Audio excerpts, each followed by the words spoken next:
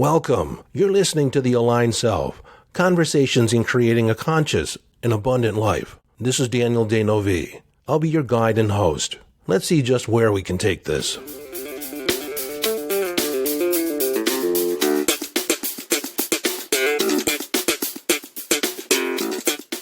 Hello, friend, and welcome back to the conversation. This episode is sponsored by my virtual workshop, Rewriting Your Money Story. Now, this is going to be live on November 27th and 28th, 2021. And if you're listening to this after the fact, the course will be available. Now, this is free for those of you that are involved in my membership program, The Vault. It's also available just as a standalone course or a standalone workshop. For details, you can go to yesdaniel.com/money. That is yesdaniel.com/money. And of course, the link will be in the show notes. Now, this particular episode, I'm going to talk about your money story. Whether or not you have a story, where this story may have originated, and how you've put it together, and the effects on your money relationship, your experience of money from day to day, from year to year. So first things first, do you have a money story? And the answer is yes. You have a story of why things are the way they are. Now, most people are not conscious, at least not of the majority of the story. You may have ideas and insights to different aspects of what's going on, but most people are not aware, not consciously aware of the stories, the mindsets, the beliefs, and the perspectives that they hold about money that end up defining every aspect of your relationship.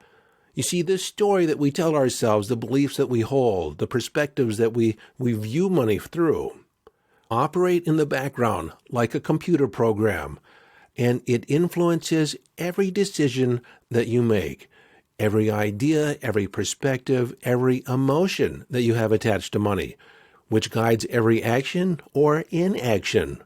It governs whether or not you bring money in really quickly or you struggle to make it.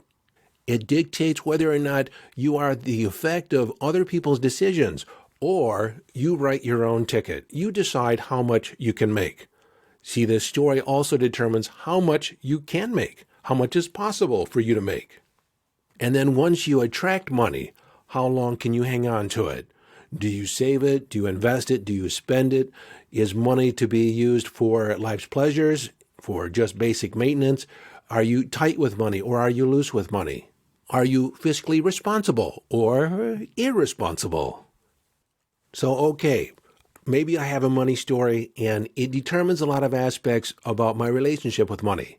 So where did this story come from? By and large, it comes from your childhood. It's an amalgamation of your parents' ideas and concepts and energy around money, their beliefs and your grandfather and grandmother's beliefs, your lineage, your family tree, depending on what they had to go through. Some of it is genetic. Some of it is actually born into your DNA. And while this isn't going to be an extensive treatise on epigenetics, if you want to know more, you can investigate epigenetics. And on the genetic side, it's whether or not you live in scarcity or abundance. What is your emotional temperament around money, around getting the things that you want? Does it feel like a struggle? Does life feel like a struggle to you, or does it feel like grace and ease? See, my father was born in 1934. He was a child or a product of the Depression. While he didn't grow up in the thrust of it, he grew up in the aftermath. And so this attitude that of safety and security around money was not there. And by consequence, some of those ideas and concepts that he grew up with were passed along to me. So let me clarify this. We attract these beliefs and ideas a few different ways as a child. Understand that as a child, you are in a hypnagogic state. You're basically in trance. While your mind is developing and you're learning about your environment, we learn things in a particular way. We learn through imitation. We actually adopt the patterns and ways of being of our parents. We adopt their emotional temperament around different ideas. Again, I want to remind you that as a child, you were in trance. You were in almost deep hypnosis. And everything that's said, everything that's felt, every conversation filters in at a deeper level. When something is stated about money, it's not just an opinion. It's not just something someone says. It enters your mind as fact. And it could be way off. And more often than not, it's way off. It's just somebody else's story, somebody else's perspective. And we either adopt it and we imitate it and then incorporate it into our behavior, or we polarize against it, meaning that we do the opposite. We might have looked at the family dynamic and the relationship to money and said, that didn't work, obviously, and then adopted a completely different or a polar approach to money. And sometimes it's just a knee-jerk reaction, and we haven't given the full consideration of that opposite position. Now, in a little bit, I'll tell you a story about how I did that, how I created a polarizing position about money, and how has it affected my life and my relationship with money for the bulk of my adult life. But before I get to that story, I want to expand on this whole childhood involvement in creating your story. But before we get to that, I want to talk more about how we create our money story. So it's not just our parents. It's not just our grandparents or our family lineage. It can be environmental. It can be in our community, the community concepts about money. It can be things you heard from quote-unquote experts about money that fed into this story. It can be your early experiences, perhaps your first paycheck or your first money that you earned. How did you treat that? How did you utilize it? For instance, when I was about 7 or 8, I actually mowed the lawn for a neighbor, and I made $2 for mowing the lawn. I was so thirsty at the end of mowing that lawn that I took the $2 and I walked down to the Texaco gas station, and I got change for one of the dollars. I got 10 dimes, and then I spent that dime and bought a bottle of Coca-Cola. Now, I was so parched, and I have to tell you, nothing has tasted better since than that Coca-Cola, and I drank all 10 ounces all at once. It was sweet, it was ice cold, it was perfect. I thought it was the most logical investment at that moment. Well, I get back home, and my dad asked to see the money that I made. He asked me, how much did he pay you? I said, $2. I said, but I have $1.90 left. He said, what happened to the 10 cents? And I said, I was so thirsty that I went down and bought a bottle of Coke. And he made this statement to me, and I didn't realize the impact at the time, but it was impactful. And he made this statement, and I'm sure that he thought he was giving me a teaching moment. But he said this to me. He said, you didn't even have that money for 5 minutes, and it was burning a hole in your pocket, and you had to spend it. And the power of that statement was that there was nothing false about it. I had the money. It was my own money. I wanted to spend it, and I had an immediate need. Now, I got a lot of pleasure out of spending that money on that bottle of Coke. And what I didn't realize it at the time, that I was associating pleasure with spending. And my young, hypnotic mind took my dad's statement as fact. And ever since, it's been easier to spend money than to save it. There was many, many years, if I had some discretionary income, it did not go to savings. I looked for ways to spend it. I looked for ways to get rid of it. And if I'm truthful, before I rewrote my money story, I burned through hundreds of thousands of dollars, spent enjoyably in many cases, but with not a lot to show for it. So I guess now is as good a time as any for me to reveal the story of how I polarized against my dad's view of money.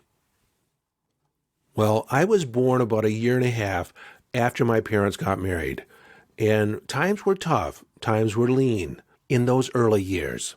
My dad was working at Fisher Body, and then GM actually laid him off. So he was without a job, and we still had bills to pay. We had the house payment, we had groceries, and my dad was under a noticeable amount of stress. I can remember him saying specifically to me one time that he made $60 a week. Now, remember, this is the early 1960s. And as a child, I asked, is that a lot? He said, well, it's not enough. He said, my expenses are $80 a week, and I'm only making $60. My dad knew to the penny what was going in, what was coming out, how much each meal cost, what each ingredient in that meal cost.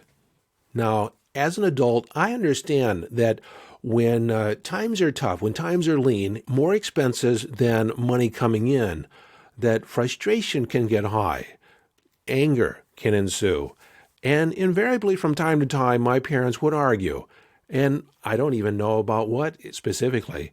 I just knew at the heart of it was money, the lack of money. And my parents seldom argued. But in those early years, when it happened, it was about money. Now, I think I was about 6 on one particular argument that hit me particularly hard. It was just hard to listen to, hard to be with. And I hit around the corner, and I knew the argument was about money. And I can remember saying to myself vividly, I will never make money that important. And I didn't for a long time. I also unknowingly took an assessment of how focused my dad was on money, just making ends meet. Now, understand that I'm the oldest of 5 kids that were in our household. My mother had given birth to 4 boys within 5 years. And my father was committed that we always have shoes, that we always have food on the table. And honestly, as a child, I don't remember going without. Now, there were times when I didn't get a Christmas gift, or at least not anything close to what I wanted or desired. And I was often told, when I wanted something, we can't afford it. But for the most part, I was taken care of more than adequately. Now, when I was 10, my dad had shifted his money story from lack to that of accumulating money, making money. But unbeknownst to me, the bulk of my money story had already been written. Now, my dad got paid by the hour, so in order to make more money at that time, he worked more hours, premium hours. Now, he worked skilled trades for General Motors, and he could make more per hour by working third shift. So, of course, he did. He worked 7 days a week, 12 hours a day. Every ounce of overtime he could get, he worked. He worked every holiday because he could make triple time, or 3 times the hourly wage. I rarely remember my dad taking a day off for himself, taking a vacation for himself, even buying anything for himself. So by the time I was a teen, my unwritten story, my relationship with money, had been written. If I got money, I couldn't hang on to it. Money was also associated to being uncomfortable, arguments. I didn't like to talk about money, think about money, because that was associated with my dad being stressed. And I perceived my dad as giving up much of the joy of life in order to make money. So I had a story that I polarized against where I would enjoy money. I did not make money that important. Now, I wanted to make money. I wanted to have money to support my lifestyle. But I didn't become a maven of money. I didn't make money work for me. I was in the business of working for money, working to create a lifestyle. I had unknowingly fallen into a dysfunctional mindset, a dysfunctional relationship with money. Now, over the years, I've identified 3 dysfunctional mindsets around money. Dysfunctional in the sense that they aren't fulfilling long term. Adopting a particular mindset may get you money, but it doesn't necessarily bring it in the way you want or allow you to keep it as long as you want it, or utilize it in a way that really works for you long term. So the first mindset, and this is the mindset I fell into, the first dysfunctional mindset is a passive-aggressive relationship with money. It's a love-hate relationship. You avoid talking about it, you avoid thinking about it, you avoid investments or learning about it because, frankly, you're uncomfortable even thinking about money. So we avoid the topic. We avoid directly confronting our money story. And we do that just as a passive-aggressive avoids conflict. And our financial situation, more often than not, bothers us. It's a concern. It actually creates a lot of stress and anxiety. But in many cases, directly confronting the money situation and doing something about it is more uncomfortable than living with the stress and living with the anxiety. There's a sense of resignation that it is what it is. And many times there is money coming in, there's money flowing in, and there's money going out almost as fast as it comes in. You may not know how much is in your bank account, and you may not be thinking long term. It's more immediate gratification. You'll spend money on things that cause an emotional upliftment, and you're not really tied to the long-term consequence of going into debt. Now, I did say that there was a love-hate relationship, and I don't see hate as being the opposite of love. I see it as being frustrated love. Now, I wanted to like money. I really wanted to utilize it, but I found it boring. The emotional association to money, working with money, just didn't inspire me. And why was that? Well, it was a result of the story that I was telling about money and the negative associations that I had adopted along the way in thinking about money, working on money, trying to accumulate money, and the positive association with spending money.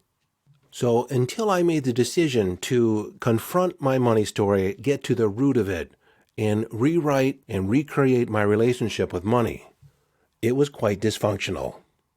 And when I say that, it wasn't really, dysfunctional from the outside, but from the inside, my own experience of money, accumulating money and having extra money, an overflow of money, that just wasn't there then.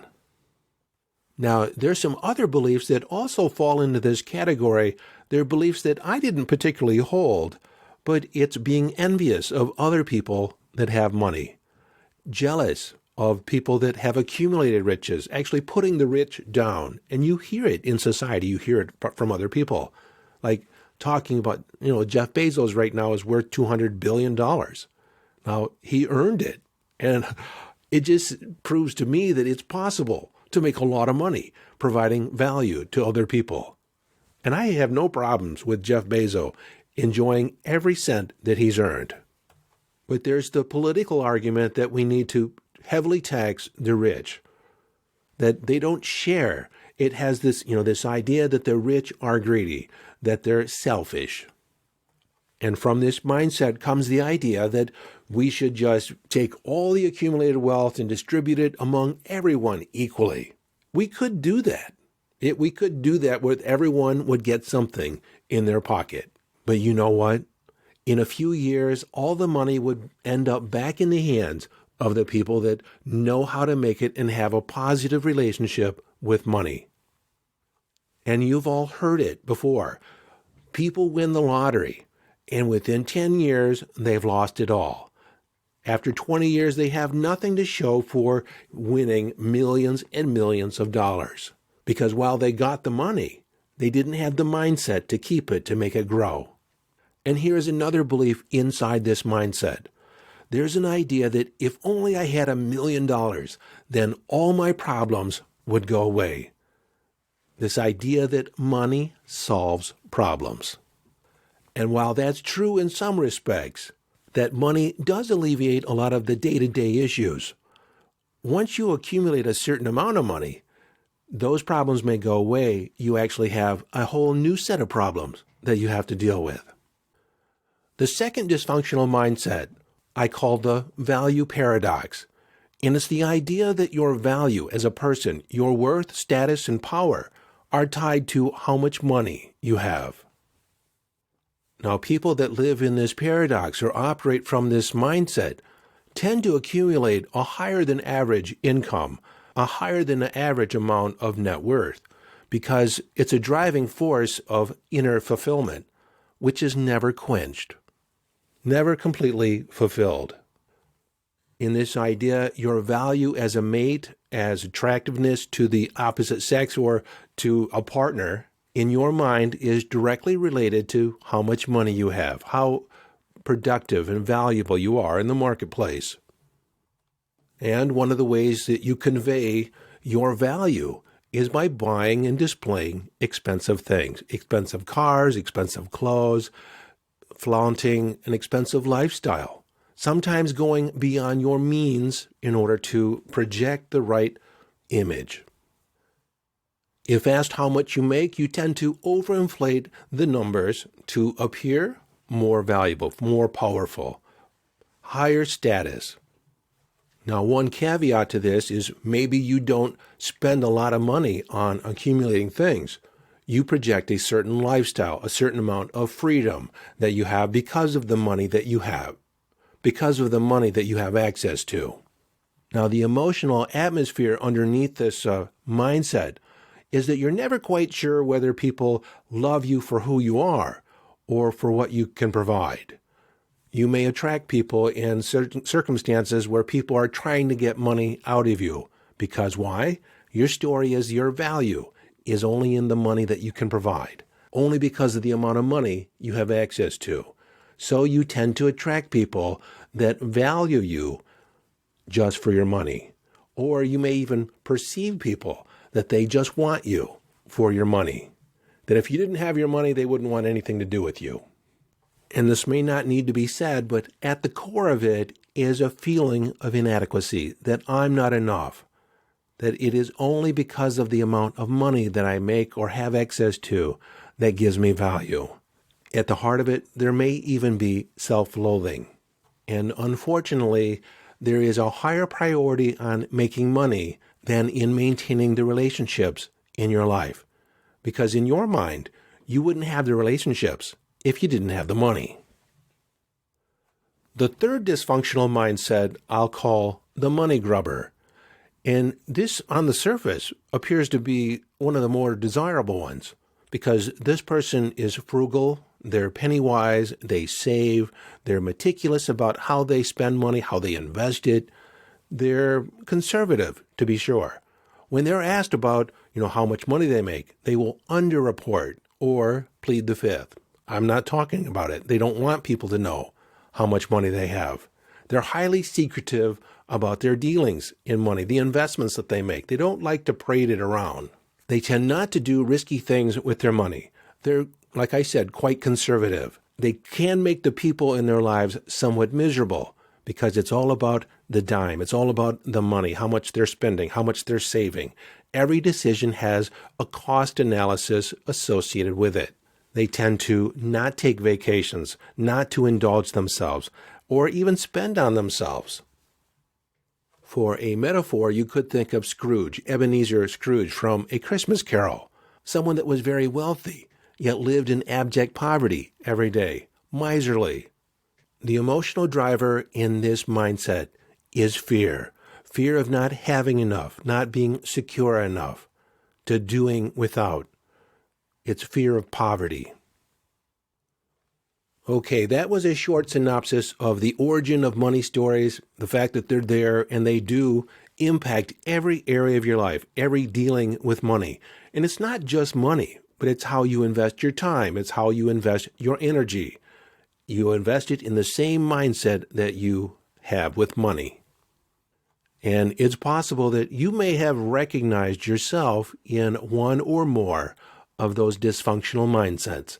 And I only say that they're dysfunctional because they don't give you long-term satisfaction.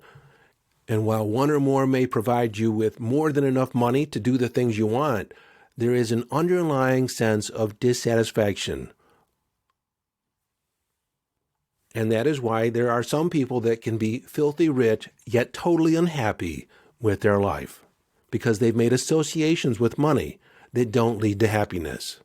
The antithesis, or what I consider the desired mindset compared to the other three, is the wealth mindset. And I'll go into the wealth mindset in a future episode.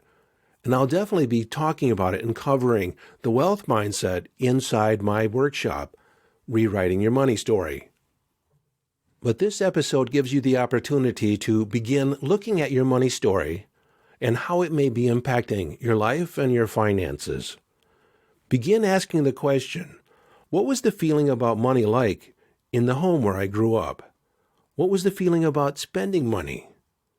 What was the feeling about saving money? Were my parents great savers, or were we living paycheck to paycheck? What is your earliest memories about money? What messages did your mother or your father pass down to you about money? Now, the messages that are passed down to you are different than the lessons that they taught you. It's kind of the implied lesson, or the implied message underneath the behavior that's there. What did you learn about money by observing the way your parents handled money? Do you remember hearing your parents talk about or fight about money? Was it a source of contention in the house? And then what was it like for you when you first discovered that your status in life was different than that of, say, a friend of yours who may have had less or more money than you? So as you ask these questions, you can begin to get a sense of where your story comes from, what your story consists of. You see, the first thing that we need to do in rewriting our money story is understanding the story that's already there. What beliefs are there currently? What ideas and perceptions do we have about money? And then we begin rewriting it in a way that supports you to create the financial future that you desire. That is, if your current financial situation is not in alignment with what you think is possible. To make it easier to ask these questions, I put them all in a worksheet for you that you can download by going to yesdaniel.com/money. And again, the link is in the show notes. Now, before I leave you, I have a word of caution as you begin investigating your money story. Understand that there's a certain amount of shame that could come up because you're embarrassed about how you handle money or your response to money or what you've made money mean. There may be a tendency to blame your parents or blame your upbringing, but I suggest you just look at it as information, as an observer, and remove the emotional component out of it. Just like, oh, I got this pattern that I picked up from my parents. That explains a lot. Or you can say, given the examples that I had in handling money, it's no wonder that I made the decisions that I did, and I have the experience with money that I currently have today. You see, it's just a matter of taking inventory of where you currently are. It's like the GPS example. When you program in where you want to go, the GPS takes an accounting of where you currently are, and then it plots a course from where you are now to where you want to go. It is not concerned with where you've been. It's not concerned with the story about how you got to where you are. It's just a matter of fact. This is where I am. This is where I want to go. And then, as far as the money story goes, we create a story that gets you from here to there. So, my friend, be gentle with yourself. Be gentle in your inquiry. Look at it as just an inquiry. I wonder where this story came from. I wonder what is my relationship with money. Just look at it from a very objective point of view, as an impartial observer. No real investment. You're just looking for information. But even so, even if you can take the position as an impartial observer, it does take a certain amount of courage to begin looking at your money story. Because your relationship with money is interwoven into every aspect of your life. And sometimes we don't even look. We don't even ask the question about our money story because, frankly, we don't want to see what's under the covers. We don't want to see what's hidden in the shadows. And this is where I think it's important that you acknowledge that it is just a story. It's just some ideas that you've adopted along the way. It's not necessarily true. You've been operating as if it is true. That's what people do. But in your looking, in your investigating, you actually come to a point where you can rewrite it. You can create a new story, a new relationship with money. You can actually create a dream relationship as you move forward in life. Today we investigated the origin or the potential origin of your money story. We talked about the 3 dysfunctional mindsets in dealing with money. Now, in this episode, I just addressed those with broad strokes. There's more specifics underneath each mindset that may influence your relationship with money. Now, in addition to these mindsets, we also have our capacity. How much is possible for us? How much are we comfortable making? You might be saying, I'm comfortable with making a lot of money. A lot of money. Well, reconsider that. Consider right now whatever your income is, doubling it, then tripling it, and then 10 times the amount you're currently making. Does that seem realistic? Does it seem possible to you? See, the bigger the number goes, the less comfortable we are that it is a real possibility for us. So you have a ceiling to the limit on how much you're willing or able to make. You have maximum limits and minimum limits. Like, what is the minimum amount that you're comfortable with having in your bank account, in your checking account? Now, some people can be comfortable writing a check for more than they currently have, knowing that they have overdraft protection. Other people never have less than $1,000 available or $5,000. And if it gets below that, they freak out and they say, I need to make some money. I need to rebuild this stash. So understand that you have maximum and minimum limits in your mind that you're comfortable with, that are part of your money story. And then again, are the beliefs and ideas of how easy is it for you to make money. For instance, if you had to come up with $10,000 by the end of the week, is that doable? Or would you consider it an impossibility? Is your money story based in abundance or scarcity? I think you're beginning to get the picture. There's a lot of different dimensions, a lot of different aspects, facets to your money story. And to make it a little bit more complex, most of our story isn't even a full story.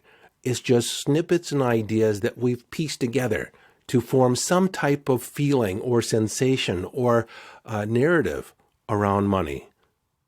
And once we really look at the dynamics of the story, we find out that many of the statements, many of the ideas are just simply ill-formed concepts.